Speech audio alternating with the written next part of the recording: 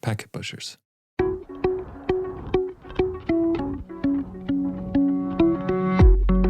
Welcome to Day 2 DevOps, where the DevOps is in the details. I'm Ned Bellavance, and on Day 2 DevOps, we explore those details and how you can learn from the mistakes of others and build a solid DevOps practice on day one and beyond. With me on this journey of learning and doing is my co-host, Kyler Middleton.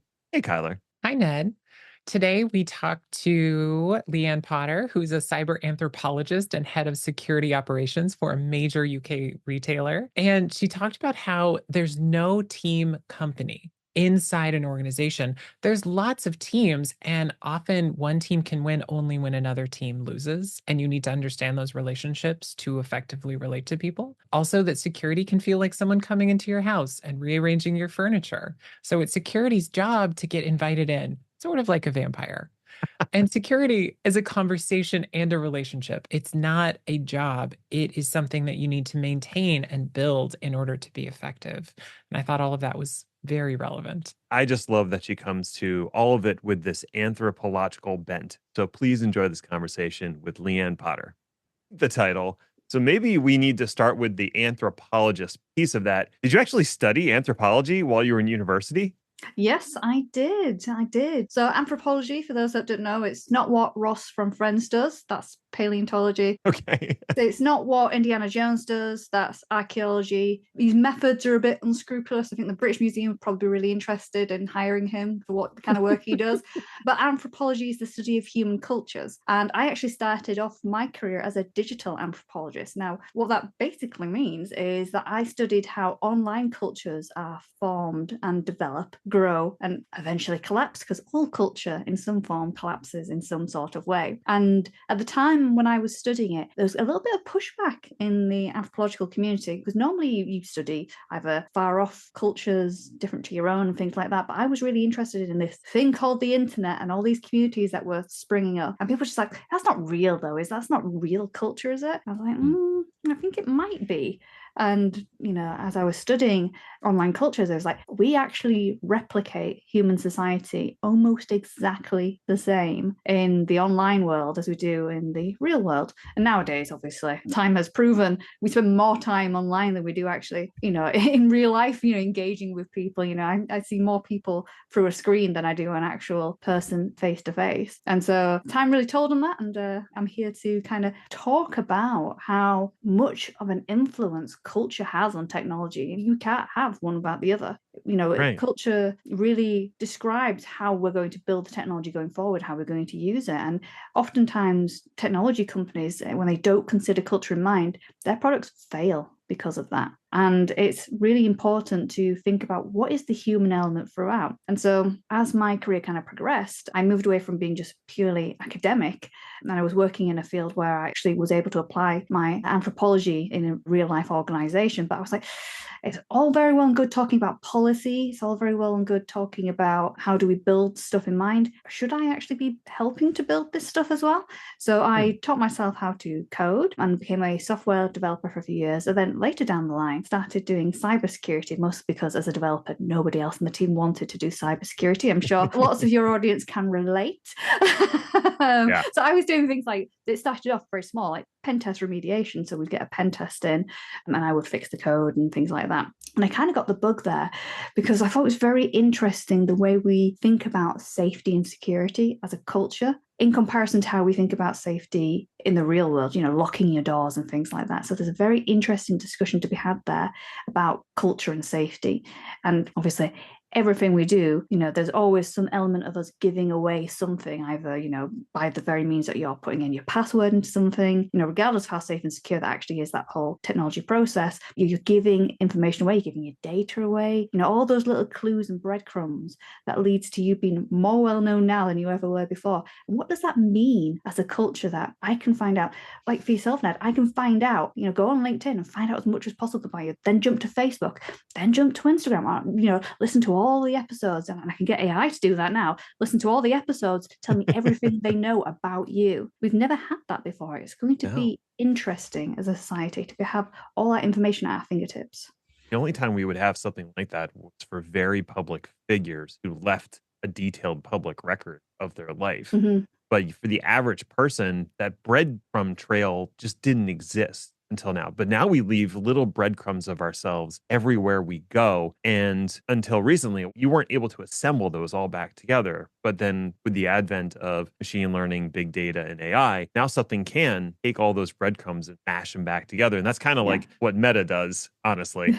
Yes. There was a Black Mirror episode that covered this exact topic, right? Like vacuuming up all the breadcrumbs and reconstructing a personality of someone who had maybe passed away into someone you could talk to and interact with. And that's fascinating, but just on an individual scale. And now we're starting to see it as at bigger scales because we have big computers. Let's build a society from those breadcrumbs. Yeah, absolutely. And for every positive use of technology, of course, there is always going to be, equal and opposite forces and all that. And if you think about your physics, there's always going to be a negative aspect to that. So the way our data is used against us, in ways that we couldn't even anticipate before, like leveraging AI, for example, as I say, I could put all this information into, a GPT and I say, craft me a very bespoke phishing email. Mm-hmm. So I can make it really convincing. So if someone wanted to, get me, it would be really easy. All they would go is, oh, I'm going to ask her to come and speak at my conference. I'll massage her ego. I'll say, I've listened to your podcast. I've read your book. I've done this. I've done that.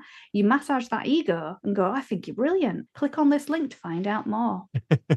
Very, very easy to do. Right. And that's why we're seeing like phishing scams like absolutely astronomically jump up in the last year alone.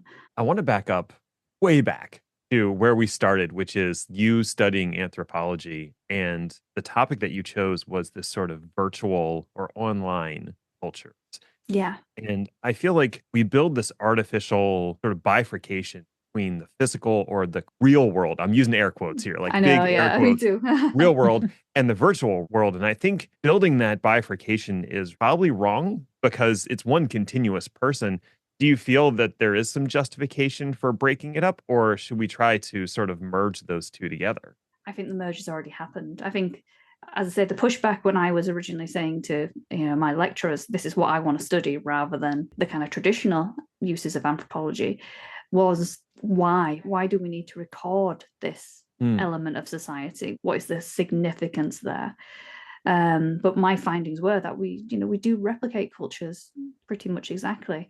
And I could see that proliferation going forward, and it's unhelpful to break up those boundaries, particularly when back to technology, particularly when it comes to technology, because we use technology to enhance our real lives. If we break those kind of distinctions up, then we've got to have a whole kind of social mores, social way of working, social contract even of how we engage differently between the virtual and air quotes real world. There's nothing to be gained from that distinction, right? Because, as I say, it's just we replicate far too many of our behaviors. I mean, so some of us are a little bit more callous online because of that anonymity factor that sometimes leads to people doing things they wouldn't do if you stood in front of them and like, say that to my face. Like people wouldn't, right. Like do that. But overall, kind of, if we talk about our good citizens tend to be good citizens online as well. We learn different social norms for different situations, and we context switch between them. And those social norms change even on the internet. If I'm on LinkedIn, the kind of post that I write and the way that I interact is probably going to be very different than Blue Sky or Reddit or Facebook or any other, because each of those is a distinct kind of place to me that has its own social norms that I've come to learn and follow by mirroring other people. Yeah. And it's the same when we engage in different social circles in the world of work. For example, you're a different person in the office. You're a different person when you speak to your boss. You're a different person when you speak to your colleagues, right? You're a different person when you speak to your group of friends. You're a different person when you speak to your best friend. You're a different person when you speak to your partner. All those things, we're all wearing different hats and context switching all the time. And that's because humans are incredibly adaptable to their social situation. We've needed to be. It's part of our kind of survival skills to be able to be adaptable. If we were the same with everyone, if I was as candid with you as I am with my partner, you would probably think that was very strange. But then on the other side, if I was as cold with you as I am when I'm trying to get my broadband renewed, you'd also find that very, very strange, right? We're very good at sussing out what the situation should be required of us in the way we act. And That can be a good thing, and it can also be a negative thing, because one of the things is a great evolutionary thing, but it's also in the modern world, it can lead to our downfall, is we are built to trust each other by default. And the problem with that is not everyone is trustworthy. And it takes actually a long time to break trust. And particularly if people are really good at bringing up your confidence very early. And we tend to kind of stick with our first assumptions, like this person can be trusted. And the reason why we had to do that is because if we didn't come from a place of trust, nothing would get done. You would never speak to anyone. You would never collaborate with anyone. You would never build anything with anyone. If we were all coming from a place of distrust, problem is that people leverage that against us when we're using technology. And again, going back to that cybersecurity piece, because if you go to a website and you see that loads of people are retweeting something, a link, for example, and you think loads of people are retweeting that, it must be safe. There's social confirmation there, there's social bias there. I'll click on that link and then boom, game over. That everybody says so of the internet. Yeah, exactly. I think my first exposure to this many persons theory that we're all kind of legion, we exist in different contexts, was when Tumblr was purchased by Verizon's Oath. And Tumblr had this very distinct culture, and it maybe still does, but it's not the same aliveness as it was before. My partner was very into Tumblr every day on it. And when it was purchased, they made some significant rule changes, and the site just cratered. I think they bought it for over $1 billion, and maybe 2 or 3 years later, they sold it for several million. So it was 95% of the value disappeared. But I think it was experienced very viscerally by the people that used it, because they were a distinct, well-meshed person on that site, and they lost that part of themselves when that culture unraveled, when that site unraveled. I think that's maybe what we're talking about here, is we exist as different people in different contexts. And when those contexts go away, we feel the loss very personally. Well, if we take it back to, we think about tribalism, for example, we build up an identity and we surround ourselves with people who are like-minded so we can achieve things together. You have a tribe against a river. You all decided to land there because, it's good to be near a river. And then a new leadership comes in, and says, oh, we're going to just move 2 miles down the road, nowhere near water. We'll just walk it to the water and back again. And that just changes everything. And when you change a dynamic like that, there is choices where it depends on the type of leader, but it either thrives or collapses. And it's about good leadership in that sense is about that emotional intelligence to know, what does the group want? Because you're nothing without the group. And I think sometimes we forget that in tech. A dear friend of mine who I've spoken to before, she's a behavioral economic expert, and she is called Melina Palmer. And she was telling me about there is no such thing as team company in an organization. And what she meant by that is that as an organization, we are all split off into departments. So, you've got your cybersecurity department, you've got your engineering department, you've got your sales, you've got your finance, you've got your customer service department. They're all divided up and they're all incentivized in different ways to achieve the company target. But in order for one area to thrive, another area has to fail, because there is no team company. Because very seldom an organization sets up the goals and parameters of a function to be able to allow everyone to achieve. And that's when you have conflict. And that's when you see, people don't want to speak to the cybersecurity department, they're blockers, or, people don't want to talk to the cloud team because it takes too long for me to get my pipeline set up and things like that. I'm just going to go around them. And then that's when you get workarounds. That's when you get mistrust and distrust. And that's when, things get missed. That's when animosity builds. And then that's when deadlines start to fall and things like that. The culture of an organization when you're working in tech really matters. And it's all about, are we all striving for the same goal? Or has someone put an arbitrary target on that means that in order for me to succeed, you've got to fail? And often, that is the case. So not really a tech one, but take, for example, the sales team incentivized, you must sell X amount of this product by this quarter, right? So they sell. Now they might promise the world to their customers, and then 2 months down the line, they phone up customer service and say, I was sold this product and this product doesn't do what you told me to do. And all of a sudden, because the salespeople were told sell, all of a sudden, all the customer service calls jump straight up and they can't manage. The customer service team can't manage because they're dealing with all these angry, irate customers. Now, customer service, they've been told, I've got to answer these calls in a certain amount of time. I've got to have happy customers by the end of it, these metrics. But how can they win if another team is being incentivized to sell at all costs? boss. It's really about finding that kind of group dynamic. I laughed because you mentioned sales, and I used to work for a consulting group slash value added reseller, and sales sometimes felt like the enemy. Like, even though we're working for the same company and in theory we want the same thing, they were incentivized in such a way to sell Yeah. and to sell big deals and make big promises to make their clients happy. I was on the delivery team. So I would get this project that they've sold and look at the project and go, you want to do what in 12 weeks? Yep. That is not humanly possible. And they're like, well, I sold it. So You figure it out. exactly. And so there was that level of animosity. And in a similar way, in organizations that aren't sales focused, just within the IT department, there's silos and they have different things that they're striving for. Like going to the storage person and asking them, well, I need this much more storage. And they're like, well, no, I can't give that to you because Well, yeah, because finance says we need to be lean. We need to cut budget. And like, Right. I'm not going to like have it. And then so everyone's got a boss, haven't they? So, like everyone's got their own challenges. And that can just cause a lot of issues in an organization about real productivity and cohesion and collaboration. how do you get all these different groups aligned and collaborating with each other? So as a anthropologist, you're taught one of the best things to do is something called a research technique called participant observation. Okay. And what that basically entails, the key word is not the observation part. It's not a passive observation. The participant observation is the key part. You are an active participant in this. No anthropologist comes in and doesn't go, I'm an anthropologist. You have to come in and say, I'm an anthropologist and I'm here to find out more about you. It's that curiosity piece. It's what I love about anthropology. It's about being curious, and I'm incredibly nosy. So, it's really up my game. Don't invite me to your house. I will look into your medicine cabinets.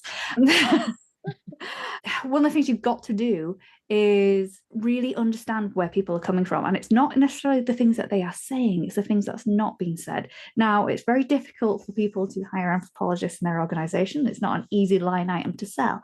But you do quite often in tech have another team that's very good at asking questions. And that's your user researcher and user experience team.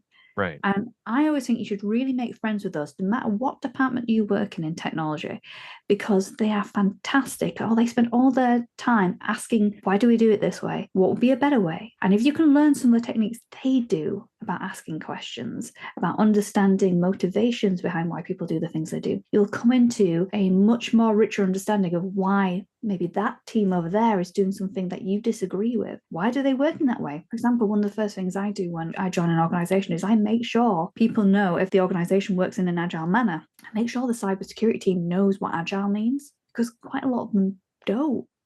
They've not been software developers. They know of it. They know, all they see is like the headlines is, the Agile Manifesto. And the joke is, doing rather than documentation and things like that. That's the joke in cyber, is that's all they see is like nobody writes anything down. And then the other thing is 2-week sprints. That's kind of the level of knowledge they know, which is obviously very incorrect. There's a lot more to it. And it's actually a great way of working when it works well. So it's about educating people on what does a day in the life look like for your colleagues outside of your function, and really kind of getting them to walk through the steps and having that insider knowledge. One, people love talking about themselves and they love people taking an interest in themselves. So you build up some social capital there. But then you can start spotting the gaps. It might be not the fact that they're really annoyed at the cybersecurity team. It might be the fact that actually they're really annoyed. And I'm going to just say it again, just as an example, but it's nothing against cloud people. They might be really annoyed actually at the cloud team, because the cloud team has said it's a security thing when really it's not. It's really a capacity issue. And if you can kind of connect those said and unsaid things and understand like the bigger picture, you can start working with people instead of against people. And we really have a luxury as a function, for example, in cyber, to be able to be very cross-functional across the business and really kind of get into the weeds in that. Don't just keep that information for yourself, though. If you think it will benefit another team to know, hey, these two teams are getting along and this is why, and you could remove that gap, that stop start, it'd be really useful. Another thing that you can do to kind of build relations is an anthropological theory called reciprocity. Now, reciprocity, to kind of put it into context, do you know when your partner buys you a really thoughtful present? I mean, they've put a lot of effort into it. Like, it's not just something they've bought from Amazon. It's something they've got to an antique store somewhere and picked out something really lovely, really thoughtful. Your first thought is, that's really lovely. That's really sweet. Your second thought is, how am I going to top that for their birthday? Right. Mm-hmm. That's your second thought. That's reciprocity. We have been conditioned that when someone shows us an act of kindness or gives us a gift, now it can be a literal gift, or it can be a token of support or anything like that. If people give us a gift, we have a inherent need to reciprocate, to give something in return. It might not be immediately, but we feel like we're obligated in the future to do something. So if you are able, if your gift is to be able to offer some token of support, some help on a project, to really help someone deliver something, they will feel the need to do the same for you. And if you can build up a relationship where it's just back and forth of you helping each other out, that relationship is going to be incredibly strong. And that's how we built relationships over different tribes. Like if someone was on one island and someone was on another island, you have two choices. You can either war with them and, see where the chips may lie, or you can work together. And it didn't start off with immediately trading massive amounts of goods. It would be small things to start with, small little tokens of support. And that develops into a bigger, wider community. And you can build that so easily in an organization. There are so many gifts we can give our colleagues to build up those relationships. The hardest part is the first one. The hardest part is if you're in a piece with your colleagues at the moment where it's kind of a strained relationship, that kind of being the bigger person and going up to them saying, how can I help, is the hard part. Once you do it, just seeing how quickly you can build up that reciprocity, it's magical. It really is magical. Yeah. And that's the sort of thing that an individual contributor can do. Yes. So they don't have to wait for management or a higher up to try to push some sort of change. No. They can be the change, as it were. Yeah. I would say mandated ones probably don't work as well. It needs to start off on an individual level. It's easier to start a movement as an individual and then watch that group grow. Right. You might have seen leadership advice from The Dancing Man, whereas there's a YouTube video that came out years ago. It's a chap, he's at a rave, an outdoor rave, and he's dancing by himself. And then all of a sudden, one person joins him, and then another two people join him, then another three, and then the whole crowd are joining in dancing. And it just takes one person to be brave enough to kind of go forward and maybe look like an idiot, maybe dance like a fool, but people respect that and get behind leadership. One thing I always say is, there's a massive difference between leadership and management. Management is, where you make sure people's PTO requests are signed and, you've got this piece of work coming in, like these are the resource allocations. When you hear words like resource rather than people, things like that. Leadership, that can be anyone. It doesn't have to be management. It doesn't have to be anyone at the top. The best leaders are actually people who lead from within. So I know in our conversations before we were recording, you talked about building up a DevSecOps group at a previous employer. Yeah. And I'm curious how the things you've been talking about helped you build that group and make it function. Yeah. So we didn't have a DevSecOps function. I was keen to make sure we did, because we did a lot of applications.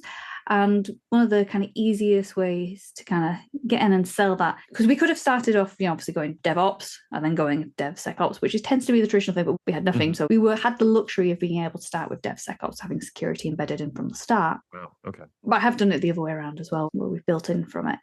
But one of the key things is finding common ground. Now, me being a ex-developer myself, being able to understand, what the challenges these people were facing when they were, helping to build out this function, to helping to build in these pipelines, to helping to kind of understand, like, how are we going to do these ceremonies? How are we going to do, the sprints and things like that? How are we going to do security quality gates, for example, when we're building things like that? Having that insider knowledge is just absolutely vital, and you can develop that. If you don't have it initially, if you don't have that luxury of, people who work in security listen to the show, if you don't have that luxury of being an ex-dev or anything, you can still be, again, that curiousness about it. Like, how do you like to work? I always say that the problem with security is that we like to come into people's houses and rearrange their furniture, and people don't appreciate that. And so you've got to figure out a way of, like, how do you have a seat for yourself in that living room? And how can you work together in that? Because any kind of resistance when it comes to DevSecOps is usually fraught because of a lack of understanding of how the other functions work. So, the dev and the ops functions work. Because in that environment, that all has to work in tandem. Mm-hmm. Because it's a bit like a fire triangle. You remove one, it's all going to collapse, right? And the only way you can really do that is to ensure that communication is really strong. And I would recommend anyone listening to this show, where I've seen the successes, is, set up a kind of group channel there and ensure it's a safe space to ask. They always say there's no stupid question. There is stupid questions, but but there's always a safe space to like kind of ask questions there. A lot of things fail in organizations as well is because of the word accountability. Now, in my eyes, the word accountability means that you're going to be blamed for something eventually, right? And that's why nobody wants to be accountable for anything. When you look on a racing matrix, no one wants to be the R, no one wants to be the A. Right. Because eventually, one day, someone's going to turn to you and say, why did you do that? Because when something goes wrong, and something always does, why did you do that? Now, in a good organization, you want people to be able to say, I did that based on this piece of information, the information I had at the time. And if it's a decision made on good judgment, even if it might be the wrong one, but if it's a decision made on good judgment on the information you have at the time, because you've had the psychological safety to ask a lot of questions, you felt safe and supported within that organization, it shouldn't really be that big a deal. You learn from mistakes, like, if it's not punitive and things like that. However, if you have a organization that people don't want to be accountable or responsible because they're scared they're going to get blamed one day, then you might as well not have anyone, even if it's even if it's just a name on a spreadsheet saying this person's accountable, responsible. If they are not sold and involved in that and actually deeply committed to making sure that they have all the information that they need to be able to succeed in that responsibility, then you might as well not have it. And I think that's where a lot of organizations also kind of fall down, in terms of, you don't give me that psychological safety to be able to ask questions. And people get volunteered to do stuff all the time. Your boss might turn around and say, right, you're accountable for this project, go do.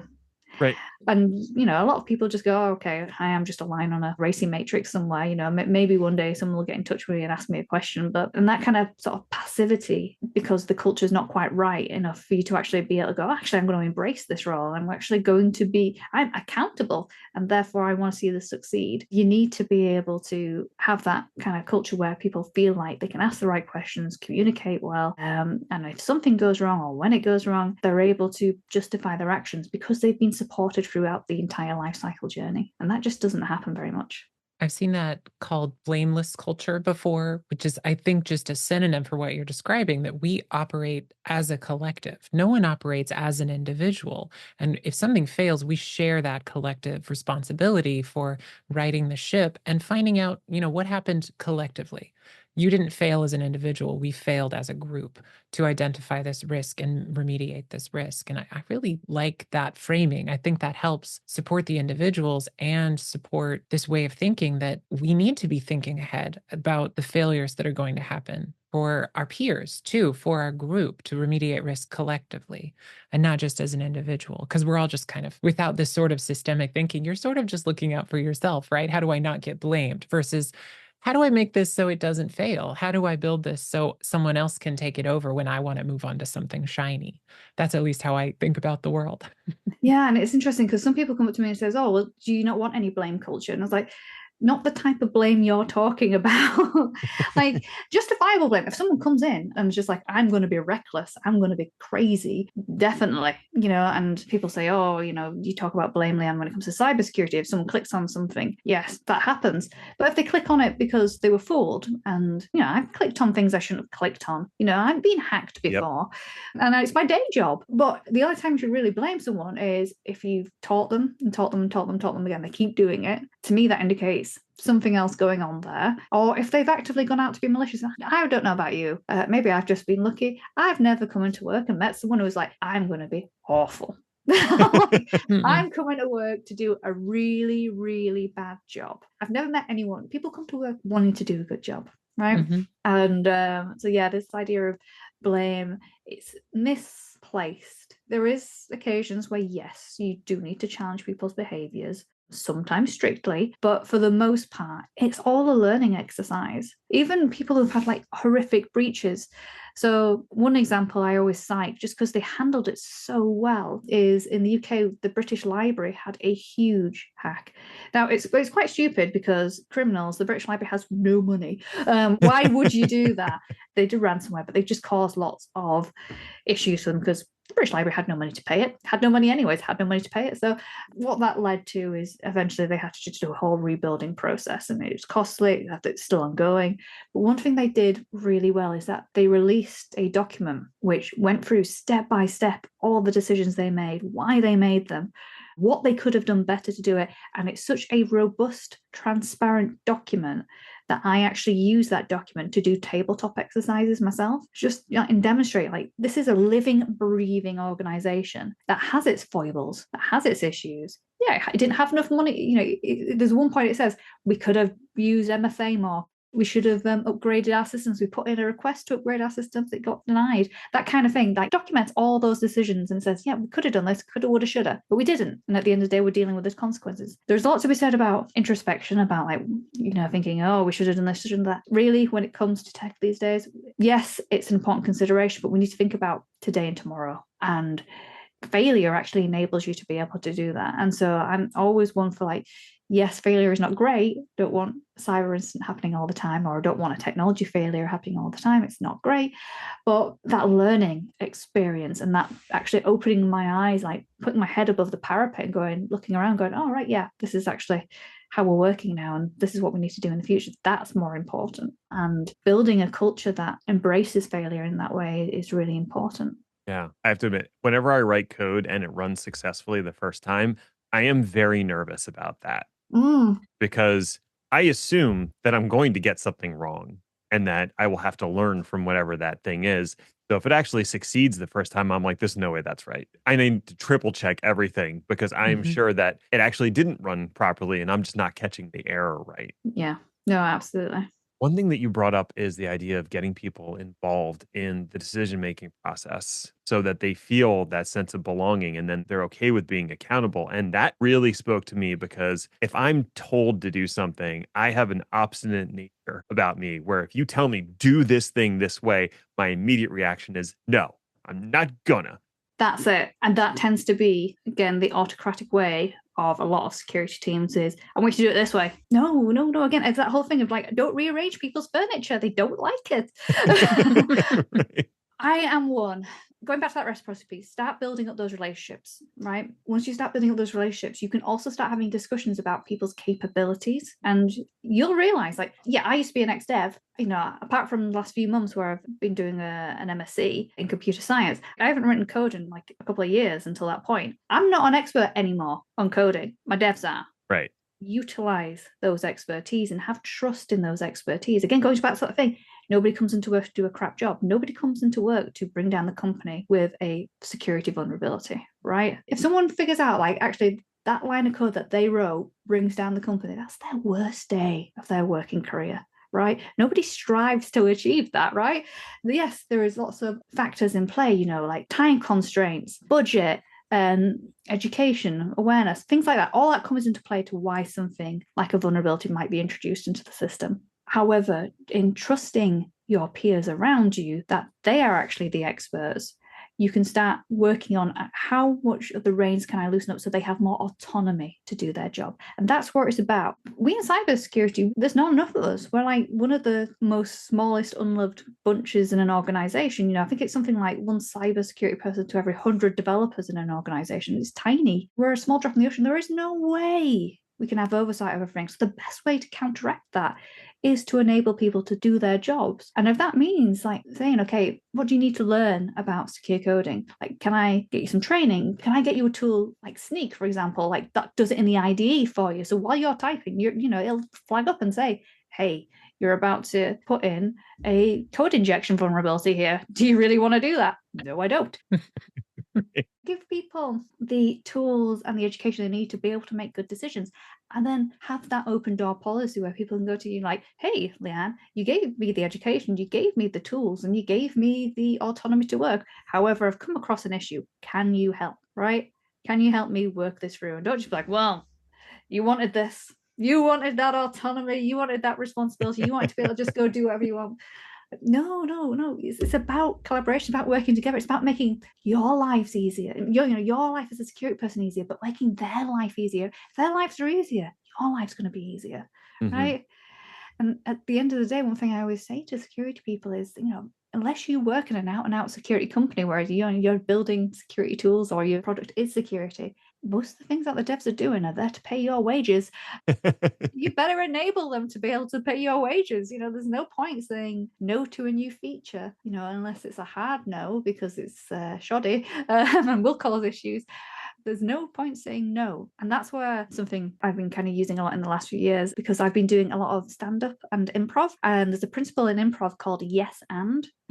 Basically how it works is you need to keep a scene going, and there's two ways you can do a scene. So imagine there's two people on stage and they're doing an improv scene, and someone comes in and goes, "I can't believe you ate that cake," and then your scene partner turns around and goes, "No, I didn't." Where do you go from a scene? You're like, no, but yes and in improv is, "I can't believe you ate that cake." Yes, and I can't believe you did this. And then you build the scene like that. Right. That's how we should approach security as well. It's not no, it's yes, and these are the things we need to think about, and this is what we could apply to make it more secure. It's about keeping that scene going. It's about keeping that conversation going. It's so incredibly important to have a continual dialogue, because security is a movable feast in technology. You can run all your vulnerability scans tomorrow and go, "Oh, it's a clean bill of health," and then the next day you've got Log4j. So, it's such a movable feast. And it's a real hard sell. I get it. It's a really hard sell because security isn't sexy. Security is kind of dry. It's not value driven. I think it should be. The way we frame security, we don't frame it as like, this is to keep our customers safe, this is to keep our organization safe. There are studies that show customers do respond positively to companies that are outwardly security driven. But it's not as sexy as the latest feature that's going to be on the app. You know what I mean? So I get it. But how do you get that message out there in something that's more palatable for people to be able to actually say, actually, you know what? Instead of doing this type of bug fix, I'm going to do a security bug fix, right? Right. And it's about like getting that off the dusty backlog. That's wonderful. So this has been a wonderful conversation. We have the same question we ask everyone. We're legally required to these days. I think this is early 2025. So you've taken an interest in AI, and haven't we all? Oh no, that AI word. Yeah, the four-letter word of AI. Mm-hmm. How do you see it impacting security and more broadly organizational culture as a whole? Security and AI is an interesting one. We have a really great opportunity in security to kind of be the enablers of business there. Again, because we're so broad over, across all the organization, and it's going to touch all of the organization. We have a really opportunity to be business enablers. And that I say the word dictate, I don't mean it as a dictatorship, but actually kind of set the tone of AI usage and things like that in collaboration with the business, what they want and need. Now, it's going to bring some amazing things to security. It's going to make my life so much easier when it comes to things like when I get hundreds of millions of pings on my security monitoring board, having that understand what's going on, tell me if there's anything I should be worried about. That stuff's going to be gravy. What's going to make it really hard is hackers are going to know this. Hackers are going to know that AI applied to technology is going to be great. There's not going to be much of an arms race there, really. Just like there is normally, like with security tooling does a brilliant job. So what we're seeing hackers do is like, what's the most vulnerable part of an organization? And that's the people. Mm-hmm. And so AI is just going to really enable that. Was the example I said earlier, a well-crafted, very targeted email, game over, right? Right. And because AI has been very much a bottom-up initiative, like I think a lot of organizations are very slow off the market with it, going, nobody will use AI in our organization. So everyone's been using it stealthily because they're really worried that, like, if I'm seen to be using it and it's not allowed, it's not part of our acceptable use policy at the moment, because maybe the security teams haven't got kind of the wrapper around it yet to kind of figure that out. Or, if I'm seen to be using it, then maybe they'll just get rid of me, like that kind of thing. There's that kind of whole fear. It's all been done kind of stealthily, kind of bottom up in quite a lot of organizations. And then the problem is with that is, as with quite a lot of security problems, is workarounds are actually more dangerous than any kind of security controls we can put in place. So we could say, I think Italy was one of the first ones. Italy was just like, you're not allowed to use AI. What that does is people just go underground and then they go, okay, well, I'm going to still use it. Like you can. why wouldn't I use it? And so what you see in organizations that do something kind of similar when they have a blanket kind of new AI policy is people just like, well, I'll just log into Google myself, or I will forward on those documents to my personal email and I'll just do it from there. I think it's game over. You've lost oversight, you've lost control. So workarounds can often be more dangerous than the controls in place. And again, it's about that communication piece, like assess the risks, like what risks are you happy to have? And is there a way that you can buy tools that will make it a bit more secure? Now, I'm not advocating for anything, I should say, but, for example, if you were to go with Microsoft and use their tooling suite and get Copilot for them, at least you kind of know it's in their environment and the environment that you've built. You've already got all your SharePoints, you've already got all your documentation on there. So it kind of stays within there. That makes it more palatable than for Joe Blogs here just to kind of go onto Gemini and just be like, oh, upload stuff. Mm-hmm. Things like that, and that's the decisions we're having to make at the moment. But so yeah, the big thing is for me, very well crafted phishing emails, because think about when I've been teaching people how to spot phishing emails, it's about, look at the really poor punctuation, look at these really silly requests. They're not like that now. Can't tell you what to look out for, except for maybe they say things like delve a lot and another kind of weird AI ChatGPT-isms that they sort of say, which is really annoying because, I've written quite a lot of academic papers and I've used some of those words for years, and now people are going, did you use ChatGPT? I was like, no, I always say delve. I've always said delve. Things like that, so it's really frustrating that, but it's really hard for security people to be able to train people up on like what to spot now in phishing. You can't, I can't spot it. It's really good, and it's only going to get better. And you're going to see things like voice scams on the increase. You're going to see things like video scams on the increase. There's still a bit of uncanny valley there, but if they get you at the right moment and the hacker can turn around and say, hey, my internet connection's not great, I might just go a bit blocky every now and again, that kind of covers it, doesn't it? Yeah. Mm-hmm. It's really scary. We're seeing it happen all the time. We're seeing people like literally have video fakes and then say, hey, it's the board, please transfer me $5 million to this account, and they're just like, yep, fine, done it. And it's happening already. So yeah, I think it's just only going to get worse. Can we combat it with more AI? Well, they're looking into it, aren't they? Like the problem is again, go back to the academic pieces, like when people use academic scanners and go, oh, this was written by ChatGPT, I think this got a really terrible kind of success rate. It's something like it fails 99.9% of the time or something like that. These tools that claim to spot AI generated content suggest there it is. So one of the things I think we're going to have to really think about is, going back to like the blockchain and stuff like that, is that verification piece. Is how do I prove that I am who I say I am? How do I prove that my digital assets are me in a really immutable way? Blockchain to fix AI. You heard it here first. Let's hope not. Leanne, this has been a fascinating discussion. My brain is like bursting with ideas, and we'll have to have you back on at some point to talk more. Sounds good. But I think we're at time for today. Before I let you go, is there any social media presence or website that you want to direct people to if they want to hear more from you? Yeah, if you like the cut of my jib, the anthropology stuff, I have my own podcast. It's called Compromising Positions. If you're going to Google it, please promise me you don't Google it on your work computer. I'm not having any HR calls, thank you very much. But you type in Compromising Positions Cybersecurity Podcast so you don't get anything nefarious. Okay. We get together every week and we talk to non-cybersecurity people. So people like in the dev space, people in data and cloud and things like that, and philosophers and psychologists. We get them in and we say, how can we do security better? It's part therapy. So, usually if we get devs in, it's usually them saying that we don't do it very nice. But we learn from that and it's great. It's also about just understanding, getting us out of that silo piece. So even if you're not in cybersecurity, I think it's really interesting if you want to know about like, what does a cloud person do all day? What does a data person do all day? It's really interesting stuff. And especially when we get in like the philosophers and stuff like that, about how do we use tech? Because the best tech, as I said earlier, is with the human in mind. And so if we understand what makes us tick as humans, we're going to make better products. Wow. Well, I've listened to a few episodes. I can definitely say that it's excellent podcast. So we'll include a link in the show notes so people can just click on that and not have to worry about the safe search. Leanne, thank you again for taking the time and being a guest today on Day 2 DevOps. Thank you very much. And Virtual high fives to you, dear listener, for tuning in. If you have suggestions for future shows, we'd love to hear them. Hit either of us up on LinkedIn or send some feedback via packetpushers.net/follow-up.